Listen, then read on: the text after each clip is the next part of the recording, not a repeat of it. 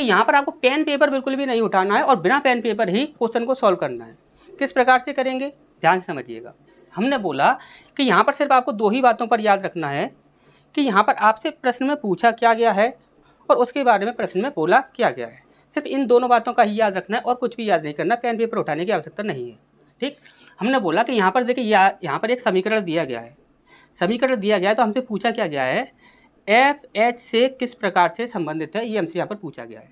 तो यहाँ पर एफ क्या होगा ये हमसे यहाँ पर पूछा गया है। तो एफ से लेकर एच तक की हम बात करें तो एफ यहाँ पर है, एच यहाँ पर है। ठीक, कन्फर्म है इतनी सी बात। हम आपको समझाने के लिए सीधा ही निशान लगा देते हैं, वैसे आपको ऐसा कुछ करना नहीं है, सीधे हम समझाने के लिए आपको निशान लगा देते हैं। हमने बोला कि जब तक हमें ये पता नहीं लगेगा कि एच का यहाँ पर लिंग क्या है तो हम नहीं बता सकते। तो एच के बाद क्या है, यहाँ पर एट द रेट है। यदि यहाँ पर एट द रेट की बात करें तो एट द रेट बताता है पुत्री, यानी कि ये क्या हो गया, फीमेल हो गई। एच जो है वो क्या है, फीमेल है।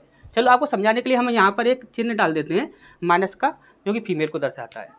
इस पर हमने बोला कि यहाँ पर इसका रिलेशन इसके साथ क्या होगा ये हमें पता करना है।